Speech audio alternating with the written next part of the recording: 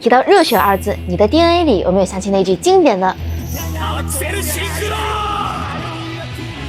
在遊戲王漫長的打牌歷史中，5DS 絕對是公認的神作。它不僅把看似風馬牛不相及的飆車和打牌完美融合，創造了高燃的騎乘決鬥。直到今天，那份為了未來燃盡一切的羈絆，依舊能讓無數牌佬熱淚盈眶。而我們今天要聊的就是 5DS 中主角不動遊行的王牌，無數人的信仰神物流星龍。國產廠商古印动漫這次帶來了一款正版授權流星龍拼裝模型。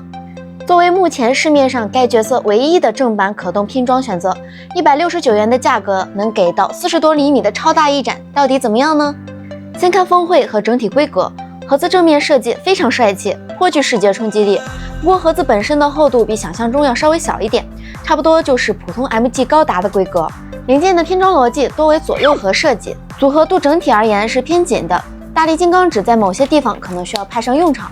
不過有一说一，这套流星龙的發色表現絕對達到了很多玩家在心中對於流星龍的預期。大面積的白色零件表面全部做了珠光覆膜塗裝，在光線折射下若隱若現的閃粉顆粒和泛青的質感，非常精準地還原了動畫中那種集中的夢想結晶的閃光感。藏藍色零件則有點水紋，整體的生物肌肉線條勾勒得十分硬朗。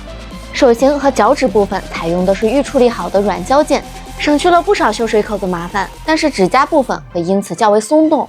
作為一隻長條形態的龍形機甲，可動和關節強度是大家最關心的。由於這次關節大量採用了POM材質的直裝，整體的強度非常硬朗，甚至在扭動時能聽到清晰的摩擦聲。頭部通過球冠連接，抬頭低頭完全無壓力。但因為脖子和尾巴都是由多段球形關節構成的，雖然活動範圍大，但在轉向兩側時會顯得有些生硬，需要多段配合讓位。為了保證穩定性，巨大的雙翼除了橫向旋轉之外，基本沒有給到其他可動空間。再看四肢，手臂的活動非常順暢，肩膀處的肌肉做成了上翻設計，可以輕鬆實現手臂的平舉和曲肘。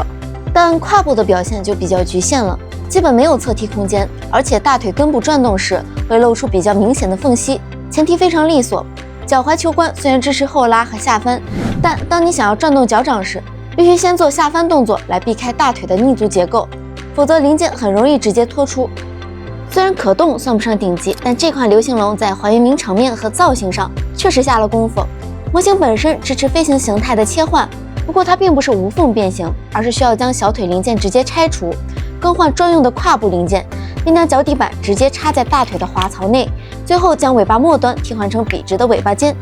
配件方面，這次附帶了2個同調召喚式的熒光綠光圈特效件，可以插在支架上。這樣一套操作下來，一條向着光芒破空決鬥的飛行流星龍就誕生了。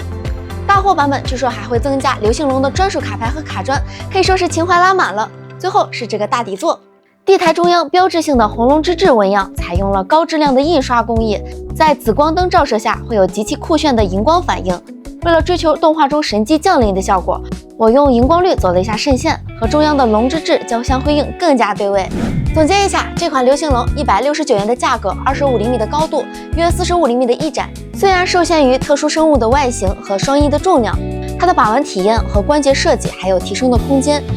比如部分軟膠件偏鬆，沒有支架極難站穩等。但只要把它往支架上一擺，當您在屏幕前看着遊星喊出超越極限的境界，寧靜止水之心的畫面，瞬間就回來了。它或許不是一款完美的拼裝玩具，但確實是一款合格且超具性價比的貴霸神物。